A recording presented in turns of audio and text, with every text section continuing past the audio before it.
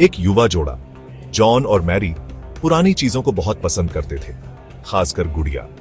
वे अक्सर antique shops में घूमते रहते थे, पुराने खजानों की तलाश में। एक दिन उन्हें एक अजीब सा एंटीक शॉप मिला। यह दुकान बाकी दुकानों से अलग थी, जैसे इसमें कोई रहस्य छुपा हो। अंदर एक खूबसूरत गुड़िया धूल भरी शेल्फ पर बैठी थी।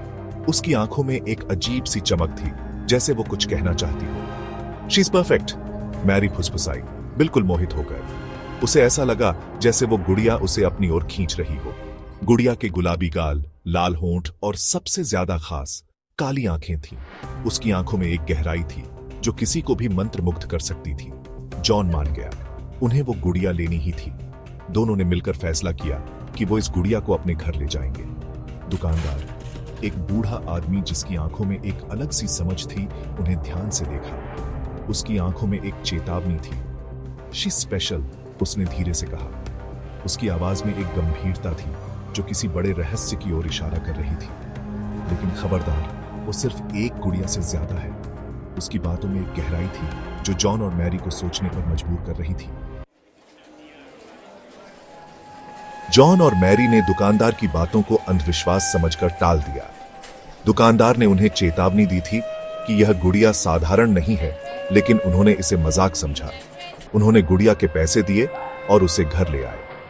वे इस बात से अनजान थे कि यह गुड़िया उनके जीवन को हमेशा के लिए बदल देगी। उन्होंने उसका नाम एनाबेले रखा। उन्हें यह नाम प्यारा और मासूम लगा, लेकिन वे नहीं जानते थे कि यह नाम उनके लिए कितना भयानक साबित होगा। उस रात मैरी ने एनाबेले को अपने बेडरूम में एक छोटी सी रॉकिंग चेयर पर बिठाया। उसे लगा कि यह गुड़िया उनके घर में एक नया आकर्षण लाएगी। वे खुश थे, अभी के लिए। उन्हें नहीं पता था कि उनकी खुशी कितनी क्षणिक थी। अगली सुबह उन्होंने एनाबेले को दूसरी जगह पर पाया। यह देखकर वे हैरान रह गए, लेकिन उन्होंने इसे नजरअंदाज कर दिया। Maybe we bumped it, John ने कहा। मैरी निश्चित नहीं थी।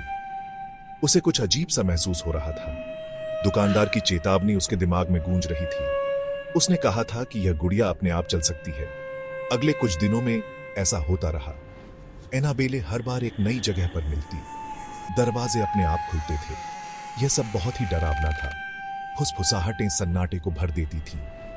ऐसा लगता था जैसे कोई उनके कानों में कुछ कह रहा हो। जॉन और मैरी को घर में एक ठंडी सी मौजूदगी महसूस होती थी। यह ठंडक असामान्य थी, जैसे कोई अदृश्य शक्ति उनके आसपास हो।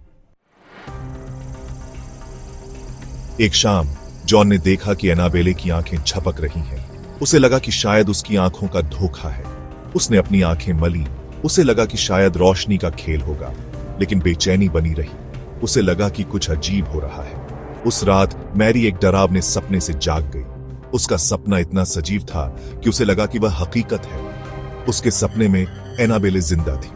वह उसके पास आई और उसकी आंखों में देखी। गुड़िया उससे बात कर रही थी। उसकी आवाज कर्कश और ठंडी थी। उसने कहा, तुम मुझसे नहीं बच सकते। मैरी बिस्तर पर बैठ गई। उसका दिल जोर से धड़क रहा था। उसे लगा कि वह अभी भी सपने में है। उसने रॉकिंग चेयर की तरफ देखा। कुर्सी धीरे धीरे हिल रही थी, जैसे कोई उस पर बैठा हो। एनाबेले वहां नहीं थी। वो घबरा गई। उसने जॉन को जगाया। जॉन, एनाबेले गायब है, उसने चिल्लाया। उन्होंने पूरे घर में ढूंढा, हर कोने में, हर कमरे में, लेकिन एनाबेले कहीं नहीं मिली। अचानक उन्होंने देखा कि एनाबेले वापस अपनी कुर्सी पर थी, जैसे उसने कभी हिलना बंद ही नहीं किया। मैरी ने कसम खाई कि उसने गुड़िया के चीनी मिट्टी के चेहरे पर एक क्रूर मुस्कान देखी थी। वह मुस्कान इतनी भयानक थी कि मैरी का खून जम गया। डर उनका हमेशा का साथी बन गया। चीजें बेवजह हिलती डुलती थीं, बत्तियां टिमटिमाती थीं। उनके कभी खुशहाल घर का माहौल अब डर से भरा हुआ था। जॉन ने इन घटनाओं को समझने की कोशिश की। मैरी सच्चाई जानती थी। गुड़िया में भूत था। वे ऐसे नहीं रह सकते थे। उन्हें कुछ करना ही था।